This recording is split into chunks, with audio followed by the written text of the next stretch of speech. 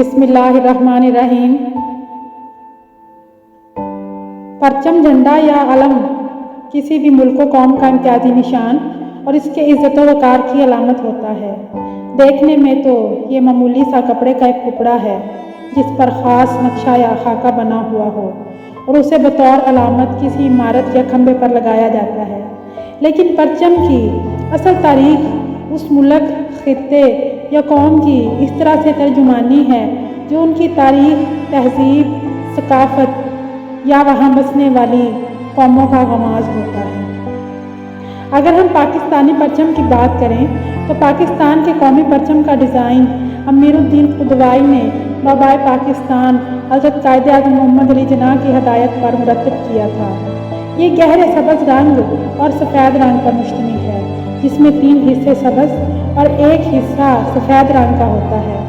सब्ज़ रंग मुसलमानों और सफ़ेद रंग पाकिस्तान में रहने वाली अक़लियतों की अक्कासी करता है, जबकि सब्ज़ हिस्से के बिल्कुल दरमियान एक चाँद यानी हिलाल और 5 कोनों वाला सितारा है। सफ़ेद रंग के चाँद का मतलब तरक्की और सितारे का मतलब रोशनी और इल्म को ज़ाहिर करता है।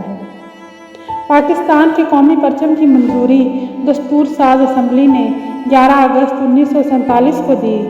पाकिस्तान का पहला परचम मास्टर इल्ताफ़ हुसैन मरहूम नामी दर्जी ने सिया।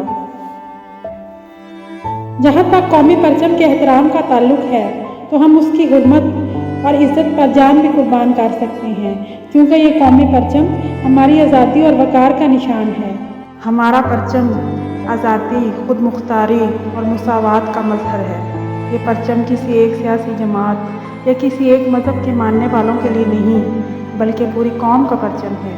ये मुमलकत पाकिस्तान की सालमियत और यहाँ के हर शहरी के हकूक़ की हिफाजत की अलामत है।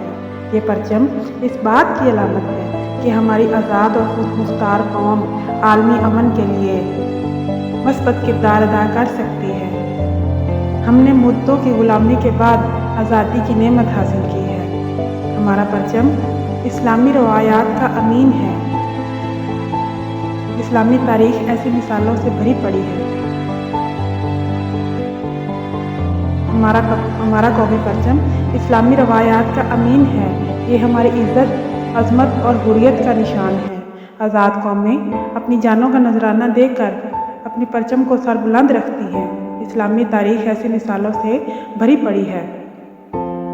जंग मौता में इस्लामी लश्कर का परचम हज़रत ज़ैद बिन हारिस के हाथ में था।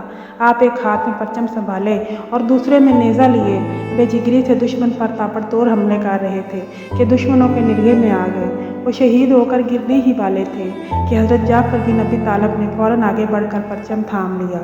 कुफ़ार के हमले में उनका दायां बाजू कट गया तो उन्होंने परचम को गिरने ना दिया, बल्कि फ़ौरन बाएं हाथ में थाम लिया। जब उनका बायां हाथ भी कट गया तो उन्होंने कटे हुए बाजुओं से परचम को सीने से लगा लिया, मगर उसे सरनगू ना होने दिया। उनकी शहादत के बाद अब्दुल्ला बिन रवाह ने फ़ौरन आगे बढ़कर झंडे को हाथों में थाम लिया। वो शहीद हो गए तो परचम हज़रत साबित बिन अरहम ने संभाल लिया। बस ये कि परचम की हुर्मत को हर हाल में कायम रखा गया और उसकी सरबुलंदी के लिए मुसलमानों ने अपनी जानों की कुर्बानी से भी दरेग न किया।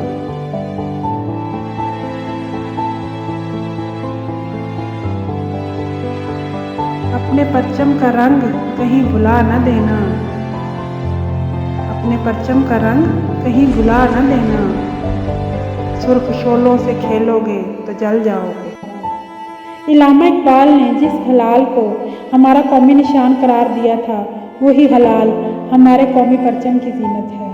चुनाचे उससे उल्फत और मोहब्बत कुछ इस तरह से करें जैसे ये माँ का आंचल हो। किसी भी हालत में उसकी बेहुरमती नहीं होनी चाहिए। कौमी परचम को तलुए आफ्ताब के बाद लहराना चाहिए और ग़ुरूब आफ्ताब से पहले उतार लेना चाहिए। परचम लहराते और उतारते वक्त मुअद्दब खड़े होना चाहिए।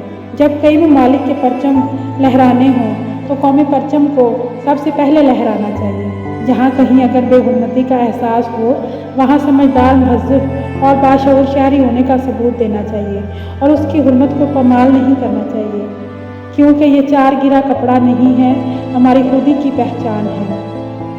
हमारी दुआ है कि अल्लाह ताला हमारे सबज़ हिलाले परचम को ता क़यामत बुलंद रखे और हमारे मुल्क को एक तरक्की याफ्ता और खुशहाल मुल्क बनाए। ये सबज़ हिलाली परचम है, हर हाल में ये लहराएगा। ये सबज़ हलाली परचम है, हर हाल में ये लहराएगा।